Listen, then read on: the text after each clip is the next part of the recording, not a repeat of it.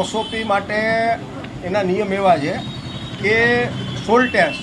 હવે સોલ ટેસ્ટ એવી વસ્તુ છે કે જમીન આના યોગ્ય છે કે નહીં. તો એ જમીન અમે તો અત્યારે ભાડે રાખીએ છીએ. સમજો કે એક પ્લોટ વાઇઝ અમને આપવામાં આવે છે અને એ એક પ્લોટ ઉપર અગર જો અમે આ કરાવવા જાય સોલ ટેસ્ટ તો 20,000 રૂપિયાનો એમાં ખર્ચો છે.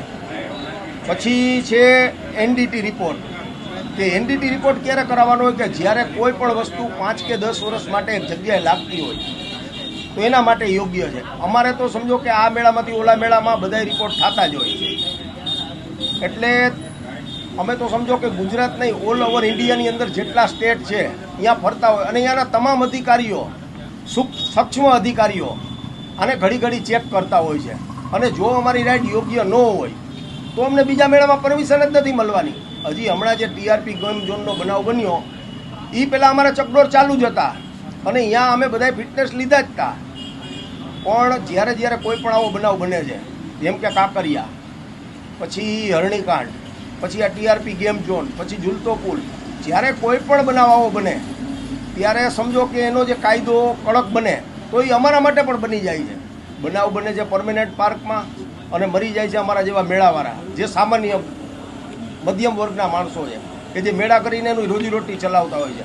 તો અમારે સરકારશ્રીમાં એવી એક રજૂઆત માનનીય મુખ્યમંત્રી સાહેબ તેમજ માનનીય ગૃહમંત્રી સાહેબ તેમજ માનનીય રાજકોટ કલેક્ટર સાહેબ અને પ્રાંત સાહેબ એમને ખાલી એટલું મારે કહેવાનું છે કે એનડીટી રિપોર્ટ જે છે એ જો કોઈ એક 10 વર્ષની લીઝ માટે લાગતું હોય કે જ્યાં 10 વર્ષની સરકાર લીઝ આપતી હોય એના માટે છે. સોલ ટેસ્ટ એના માટે છે. અમે તો ભાડે જગ્યા રાખીએ છીએ અને સરકારશ્રી આ મેળો કરે છે કે નગરપાલિકા કરતી હોય તો એ સોલ ટેસ્ટ એ લોકો કરાવી લે. કારણ કે એ લોકો જગ્યા જ્યારે જોતા હોય કે અહીંયા મેળો લગાડવો ત્યારે એ જગ્યા એ મેળા માટે યોગ્ય છે કે નહીં એ લોકોએ પહેલાં ચેક કરાવેલી જ હોય ને. અને અમે કરાવવા જાય તો પર રાઇડ દીઠ અમારે 20,000નો ખર્ચો અને અમે આ એનડીટી રિપોર્ટ કરાવવા જાય તો આખો ચકડોળ એનડીટી રિપોર્ટ એટલે આખો ચકડોળ તમારે ચેક કરાવવાનો હોય. આખો ચકડોળ તમે ચેક કરાવો એટલે ઓછામાં ઓછો 1.5 થી 2 લાખ રૂપિયાનો ખર્ચો આવે છે. બીજું કે સમજો કે હમણાં ટિકિટના ભાવ છે એ 40 રૂપિયા પાછા કરી દીધા તો એ 50 રૂપિયા હોય. જેમ પ્લોટની પ્રાઇસ વધે એમ 50 રૂપિયા હોય. બીજું કે અમે 2 પ્લોટ સાથે લીધા તો 3 રાઇડ લાગવી જોઈએ. અમારી સરકાર પાસે એવી માંગણી છે કે પહેલાં તો આ જે નિયમો બનાવેલા છે જે નવી ઓસોપી આવી છે એની અંદરથી અમને 2 આ મુદ્દા વાત કરી દો. અમે એમ નથી કહેતા કે બધાય મુદ્દા અમને વાત કરી દો. એક તો એનડીટી રિપોર્ટ અને બીજો સોલ ટેસ્ટ. અને ત્રીજી વસ્તુ અમારી એ માંગણી છે કે એ લોકો એમ કહે કે ભાઈ તમારે અહીંયા ફાઉન્ડેશન ભરવાનું. તો કોઈ પણ ફાઉન્ડેશન જ્યારે તમે ભરો તો 5 દિવસ એ ફાઉન્ડેશન ખોદવામાં તમને લાગે પર રાઇડ અને 10 દિવસ એને સુકાવવામાં લાગે. કોઈ પણ સ્ટ્રક્ચર તમે બીમ કોલમ ભરો ને એટલે એને 10 દિવસ પાણી પીવડાવો, એને જોવો. 10 દિવસ પછી અંદર જામી જાય. સમજો કે એ જામ્યા પછી તમે 10 દિવસ ઉપર એની ઉપર લોડ મૂકી શકો. 10 દિવસ પહેલાં તમે લોડ મૂકો તો એ તો અંદરથી પોલું રહી જવાનું છે. એના કરતાં અમે જે વર્ષોથી આ ચલાવીએ છીએ પરંપરાગત લાકડાના ગુટકા કે લાકડાના ગુટકા કેવી વસ્તુ છે કે પ્રેશર આવે તો દબાય એટલે એનું કોઈ દિવસ બેલેન્સ બગડવાના ચાન્સ રહેતા નથી. તો અને આ 30 જણા મરી ગયા, 4 ચકડો તૂટી ગયા, આવો બનાવ ક્યાંય બન્યો નથી. અને આ બનાવ જ્યારે બન્યો છે ત્યારે સરકારે જે જગ્યા કે એસએમસીએ જે જગ્યા 10 વર્ષ કે 20 વર્ષના પટ્ટે આપેલી હોય ત્યાં બનેલો છે. હજી સુધીના ઇતિહાસમાં તમે જુઓ કે કોઈ પણ મેળામાં ત્યાં એવડો બનાવ બન્યો કે ભાઈ ચકડો તૂટી ગયું કે ઓલું તૂટી ગયું એવો બનાવ બન્યો નથી. અને આ ટેસ્ટ છે ને કે જે 10 ને 20 વર્ષ માટે હોય ને એના માટે રાખે અને પરમેનન્ટ પાર્ક માટે રાખે. અમારા માટે કોઈ પણ કાયદામાં અમે એમ નથી કહેતા કે છૂટછાટ આપો અમને. અમે એવું કહેવા માંગીએ છીએ કે જે વસ્તુ અમારા માટે જરૂરી નથી અમને ન આપો. કારણ કે 5 દિવસમાં શું અમે એનડીટી રિપોર્ટ કરાવવા જઈશું, જમીનનો સોલ્ટ કરાવવા જઈશું કે બીમ કોલમ ભરશું. જે જગ્યા અમે રાખીએ તમે અમને 10 દિવસ પહેલાં તો જગ્યા આપો છો ઓપ્શન પછી. તો 10 દિવસમાં શું અમે બીમ કોલમ ખોદાવશું અને એનું સ્ટ્રક્ચર બનાવશું કે શું એનડીટી રિપોર્ટવાળા પાસે જઈશું કે ભાઈ અમારો ખટારો આવ્યો હવે તમે આને ચેક કરી લ્યો.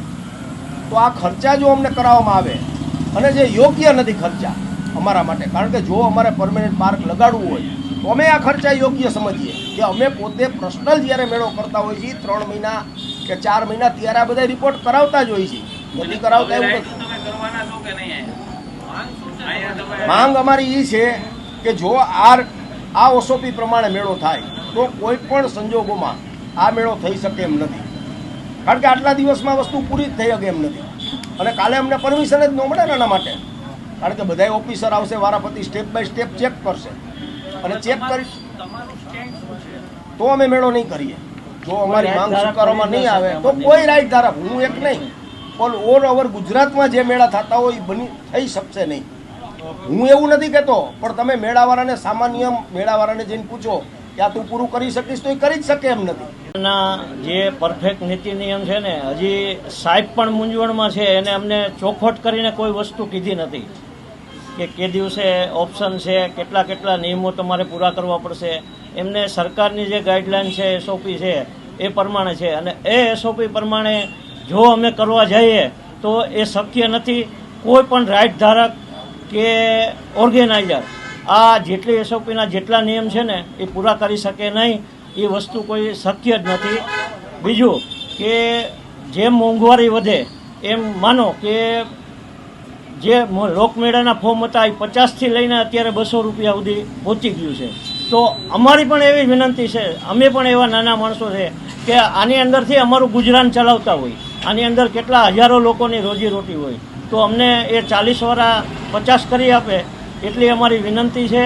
બીજું કે જે પોઝિશન પ્રમાણે અત્યારે જે સાહેબ નિયમે કડક કર્યા છે એ નિયમમાં તો કોઈ કોઈ કરી શકે એવી પોઝિશન જ નથી.